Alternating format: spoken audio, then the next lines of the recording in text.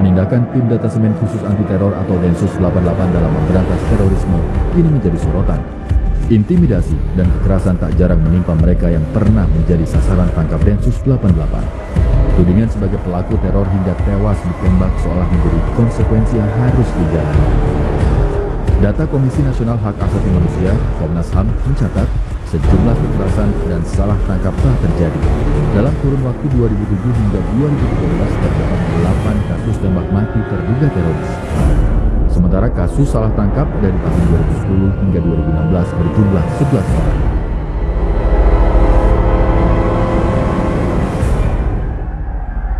Hal ini justru mengindikasikan sikap arogansi aparat seolah menjadi jalan satu-satunya dalam memberantas terorisme.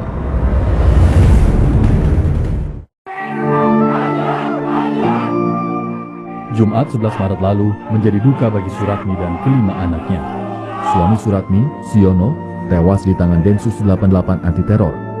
Warga Duku Berengkungan, Desa Polgung, Kecamatan Cawas, Klaten, Jawa Tengah ini ditangkap Densus pada 8 Maret selepas menunaikan ibadah sholat maghrib di masjid. Kedatangan jenazah langsung disambut dengan duka cita oleh segenap warga sekitar.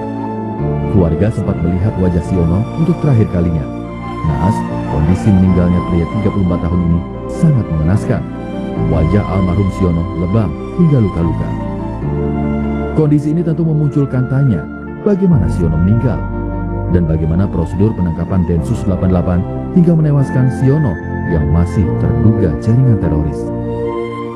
Tetapi faktanya adalah bahwa almarhum Siono ketika masih hidup dibawa dalam kondisi sehat. Habis sholat maghrib kemudian ditangkap baik-baik, diborgol, dipelakban matanya. Dibawa dengan kondisi yang sangat baik, sehat walafiat. Ketika kembali dalam kondisi mati, ini tentu 100%, 1000% inilah tanggung jawab Densus. Tanggung jawab negara, bagaimana seorang warga negara yang belum tentu kesalahannya kemudian diadili di luar gedung pengadilan. Ini tentu sebuah kebiadaban yang tidak perlu terjadi. Tidak sedikit kejanggalan yang terjadi atas kematian Siono. Tersiar kabar, Siono meninggal akibat tindakan kekerasan yang dilakukan oleh aparat penegak hukum. Hal ini langsung dibantah oleh pihak Mabes Polri.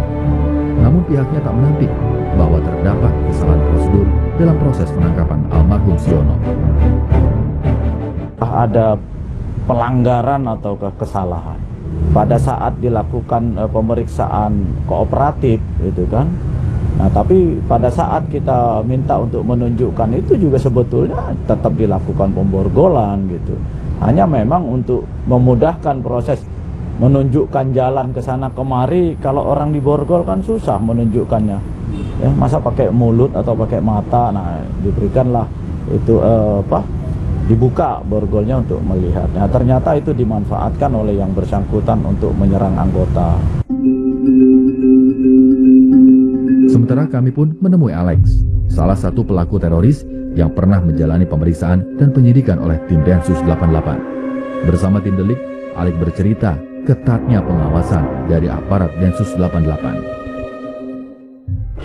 Ketika saya ditangkap 2 kali dalam beberapa waktu yang lalu, lebih dari 20 orang yang melakukan penangkapan terhadap saya sendiri.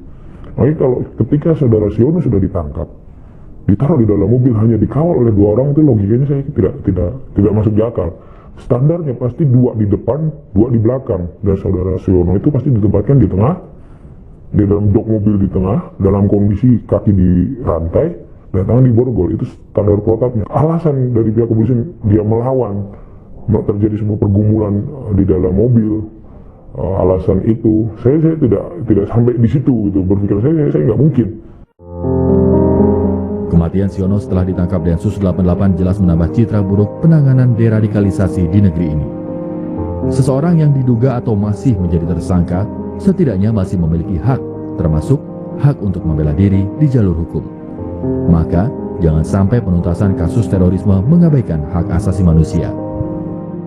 Itu kita akan bekerja sama untuk membuktikan bahwasannya ada potensi pelanggaran HAM dalam kasus ini, dan jangan sampai kasus serupa ini kemudian terjadi lagi. Bahwasannya kerja Densus 88 selama ini bukan kerja deradikalisasi, tapi justru kerja-kerja yang menyuburkan munculnya kelompok radikalis baru. Ya. Kita semua tentu sepakat harus bersama-sama satu barisan dalam melawan radikalisme. Karena negeri ini berdiri dan indah dalam perbedaan. Akan tetapi, benarkah cara-cara ini sudah sesuai dengan prosedur pemberantasan radikalisme di Indonesia? Pemirsa, banyak kejanggalan atas kematian Siono setelah ditangkap aparat Densus 88. Maka otopsi dilakukan untuk mengungkap kebenaran apa sebenarnya penyebab kematian Siono. Apa saja hasil otopsi dan apa saja kejanggalan atas kematian Siono? Delik akan kembali sesaat lagi.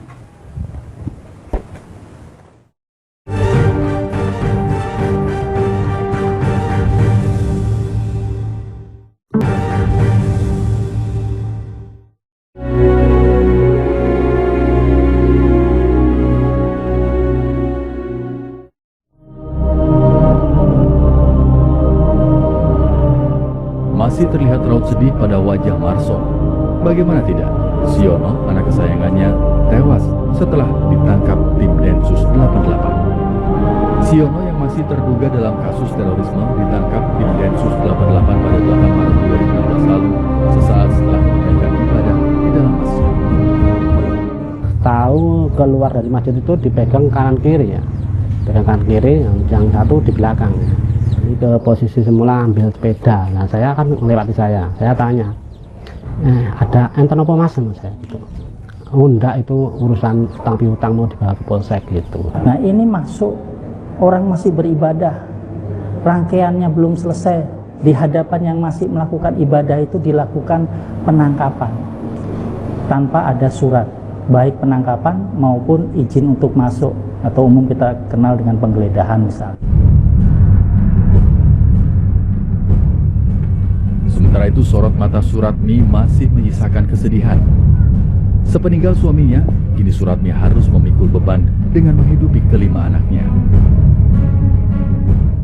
Dengan ketidakberadaan suami saya, otomatis saya harus memikul dua beban, yang mana sebelum suami saya, beban itu dibantu dengan suami saya. Sekarang saya harus mandiri. Bagaimana saya harus mendidik anak saya, bagaimana saya harus mencari nafkah untuk anak saya.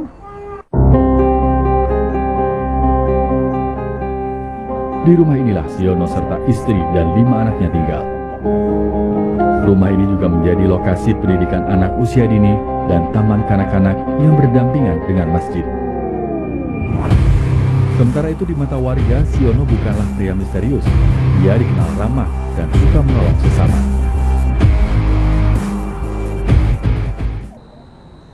Beliau santun sekali sama keluarga, sama tetangga, maupun sama masyarakat luas lah. Berjalan maupun naik sepeda, beliau istilahnya mengangguk, istilahnya tanda hormatnya kepada orang-orang yang lihat di jalan. Beliau ya, setahu saya orangnya baik, ramah, kesehariannya ya saya sering lihat bantu orang tuanya. Pribadinya kan dia kan pendiam, nggak ngomong banyak, tapi pasti kita kan kecil kan sama-sama Kak. Jadi tahu hati, tahu kelakuan. 2 hari setelah penangkapan, aparat melakukan penggeledahan di dalam rumah Siono. Sayangnya, penggeledahan dilakukan di depan anak-anak yang sedang dalam kegiatan belajar. waktu itu pas posisi anak-anak masih dalam belajar dalam KBM, datang sekitar 10 mobil, mereka bersenjata lengkap, langsung masuk ke rumah kami. Jadi anak-anak jadi kalang kabut, langsung pada ke dalam ngeledah-ngeledah gitu loh.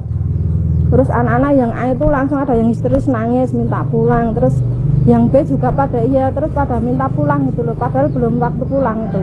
Saya sangat terpukul karena anak saya bilang, "Bi, tembak Bi." Kita menyelamatkan anak kami yang itu 3 hari trauma, dia tidak mau sekolah.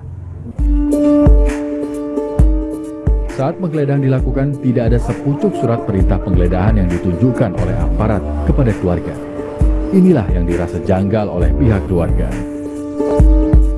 Sesuai pasal 9 Peraturan Kepala Kepolisian Negara Republik Indonesia menjelaskan, prosedural kegiatan pra penindakan, salah satunya adalah menyiapkan administrasi berupa surat perintah penangkapan.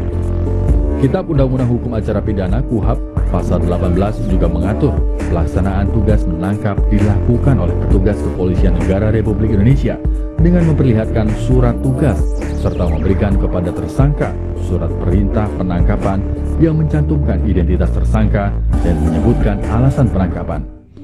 Kalau toh di dalam pelaksanaan upaya-upaya pemberantasan terorisme ada hal yang dianggap janggal, dianggap dicurigai ada kekeliruan, saya siap untuk bisa dikoreksi.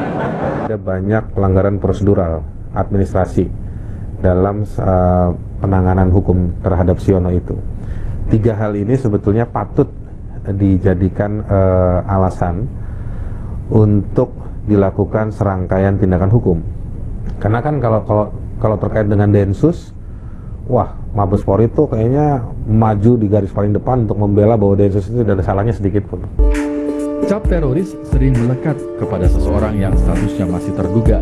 Padahal, sesuai dengan Undang-Undang Nomor 39 Tahun 1999 tentang Hak Asasi Manusia Pasal 18 sangat jelas menyebutkan setiap orang yang ditangkap karena sesuatu tindakan pidana berhak dianggap tidak bersalah sampai dibuktikan kesalahannya secara sah dalam suatu pengadilan dan diberikan segala jaminan hukum yang diperlukan untuk pembelaannya. Ya, teroris kan bukan menghalalkan negara boleh melakukan apapun. Itu satu. Yang kedua, apakah orang-orang yang ditangkap itu betul teroris? Yang membuktikan nanti kan pengadilan. Nah, di sini letak perdebatannya. Kenapa polisi yang terus mengkampanyekan bahwa mereka teroris? Jadi kalau saya membunuh ya mereka teroris, ancaman terhadap NKRI, tapi tidak pernah dibuktikan ke pengadilan. Kalau ini tidak dibongkar, tidak dijadikan pembelajaran, ke depan praktek ini akan terus-terusan terjadi dan ini akan menjadi bahaya. Karena nanti ada orang yang tidak disukai oleh negara atau polisi, dituduh teroris, ditangkap, disiksa, lalu semua orang diam. Kacau. Sejumlah intimidasi juga menghampiri keluarga. Dengan mengatasnamakan warga, perangkat desa menekan Gatot Siono untuk tidak diorganisasi. Tak hanya itu, ancaman pengusiran oleh perangkat desa kepada Siono.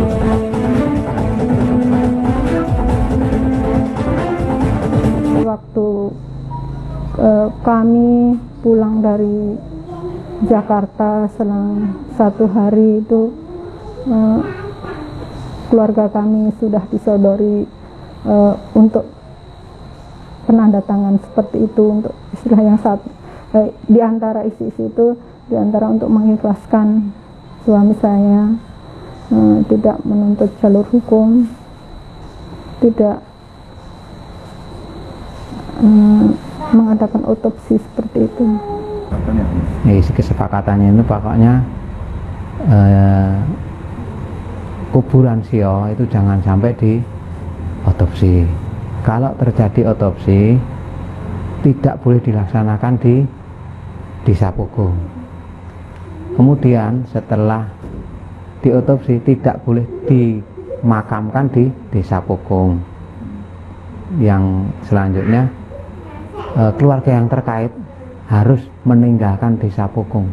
Saya nggak apa-apa, tapi satu yang keberatan, setunggal sing kula kawratan masalah jenazah kemawon kok mboten nangsah dikubur wonten bumi Pogong.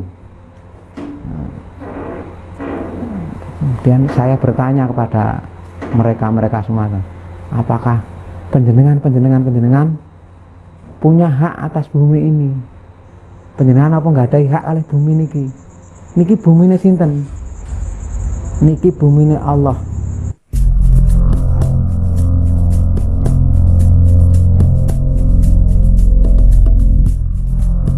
Harus ada yang bertanggung jawab atas apa yang terjadi pada hilangnya nyawa Siono. Hukum menjadi panglima tertinggi di negeri ini, maka sudah pasti tidak ada yang bisa menjadikan seseorang ataupun institusi menjadi kebal hukum. Aparat penegak hukum harus menjaga amanah kepercayaan rakyat Indonesia untuk dapat bekerja secara profesional.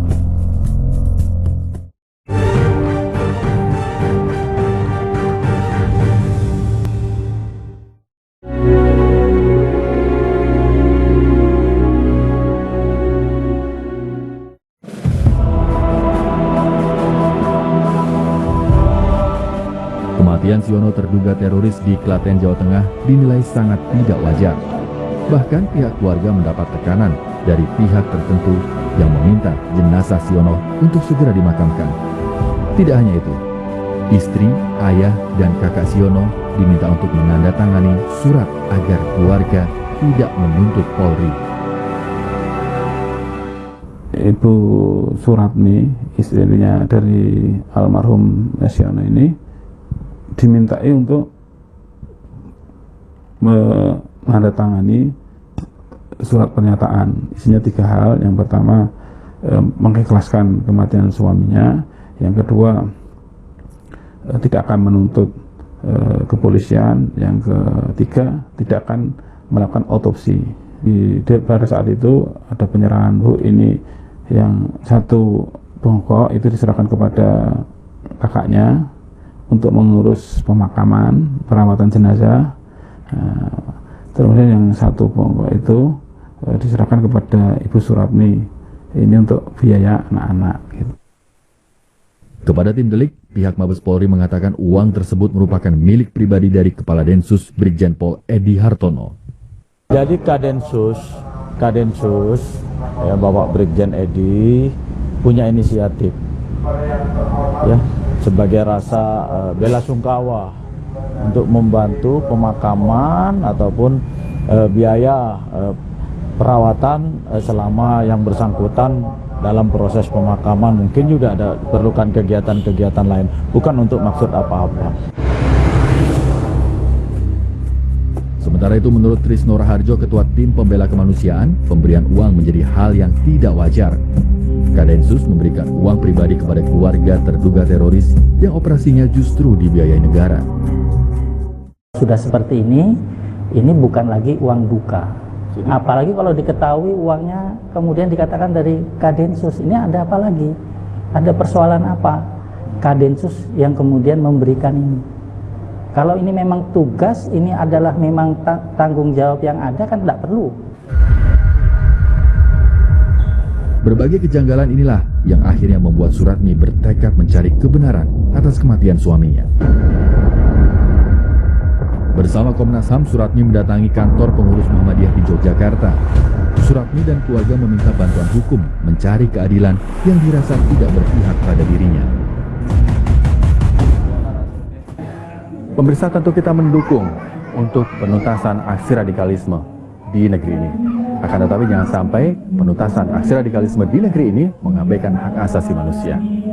Sejumlah kejanggalan atas kematian Siono dan adanya intimidasi semakin menguatkan Suratmi untuk mencari keadilan.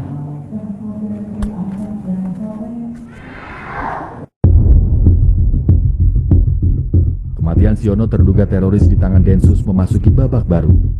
Sabtu 3 Maret, tim forensik Muhammadiyah melakukan otopsi atas jenazah Siono. Otopsi ini dilakukan atas dasar dugaan ketidakwajaran kematian Siono. 9 dokter forensik dan 1 dokter dari Polri ikut serta dalam proses otopsi. Proses otopsi jenazah dilakukan di tempat pemakaman umum Duku Brengkungan, Desa Pogu, Kecamatan Cawas, Klaten, Jawa Tengah. Otopsi mendapat penjagaan ketat dari 1.000 lebih anggota Komando Kesiapsiagaan Angkatan Muda Muhammadiyah, Kokam, Jawa Tengah. Penjagaan ketat ini dilakukan mengantisipasi adanya isu penolakan oleh warga sekitar, meski faktanya hal tersebut tidak terjadi. Dan itu sudah ada peran dari orang-orang tertentu untuk menggagalkan otopsi. Dan pihak tertentu itu sungguh sangat besar sekali kekuatannya. Tapi sebenarnya hari Rabu itu saya sudah masuk kepada masyarakat sekitarnya. Pada intinya masyarakat itu tidak ada masalah. 11 Maret 2016, Komnas HAM beserta tim forensik menggelar rilis hasil otopsi di depan awak media. Hasil otopsi menunjukkan Siono meninggal akibat patah tulang di bagian dada yang mengarah ke jaringan jantung. Hasil otopsi ini juga menunjukkan jenazah mengalami patah di 5 iga bagian kiri, patah 1 iga bagian kanan, serta sejumlah lebam di bagian kepala.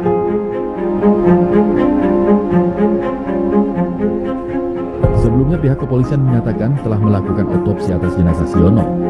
Namun hasil otopsi oleh tim forensik Muhammadiyah justru tidak menemukan adanya tanda-tanda otopsi pada jasad Siono sebelumnya. Maka bisa dipastikan otopsi jenazah Siono baru dilakukan pertama kali oleh tim forensik Muhammadiyah. Dokter forensik menyimpulkan bahwasannya belum ada otopsi sebelum otopsi yang dilakukan oleh dokter forensik yang dibentuk oleh Muhammadiyah ini. Jadi belum pernah ada otopsi sama sekali. Berbeda dengan pengakuan pihak kepolisian yang mengatakan sudah ada otopsi, ternyata bukan otopsi tapi visum gitu ya. Visum itu dilihat dari luar. Kita lakukan CT scan. Jadi CT scan itu pemeriksaan secara menyeluruh, ya. Hasilnya tidak jauh berbeda dengan otopsi. Hanya satu-satunya rumah sakit yang di Indonesia ini yang memiliki peralatan itu, yaitu Kramat Jati, Rumah Sakit Polri. Itu sudah lengkap datanya. Fakta menarik lain dari hasil otopsi tim forensik Muhammadiyah juga tidak menemukan adanya tanda-tanda perlawanan saat Siono ditangkap tim Densus 88. Padahal sebelumnya pihak kepolisian bersikukuh telah terjadi perkelahian antara Siono dengan petugas. Kalau ada anggapan dia tidak melakukan perlawanan atau apa, anggota kita divisum, ada luka di bagian sini, di bagian tangan ada. Nah, kalau penjelasan kita juga tidak bisa diterima, terus penjelasan siapa lagi yang harus kita sampaikan, kan begitu. Ini polisi, aparat penegak hukum, legitimate loh kami melaksanakan tugas ini. Forensik itu menemukan tidak ada luka tanda-tanda perlawanan. Jadi tanda-tanda perlawanan itu tidak ditemukan. Jadi, misalnya kalau ada tanda perlawanan itu, kalau menurut dokter forensik itu ada luka, tanda luka di sini gitu, atau ada tangkisan dan sebagainya. Nah, itu justru tidak ditemukan oleh tim forensik. Selain menggelar hasil otopsi, Komnas HAM juga membuka 2 gepok uang yang sebelumnya diberikan Densus 88 kepada keluarga almarhum Siono. Uang ini disebut-sebut sebagai uang duka. Di depan sorotan kamera wartawan yang meliput, uang yang terbungkus koran tersebut dibuka dengan total 100 juta rupiah. Kasus kematian Siono dinilai menjadi pelajaran berharga bagi Polri untuk memberantas terorisme dengan cara-cara yang tidak mengabaikan hak asasi manusia. Kasus ini juga diharapkan menjadi pemicu keberanian masyarakat untuk berani melaporkan korban kekerasan yang dilakukan oknum penegak hukum.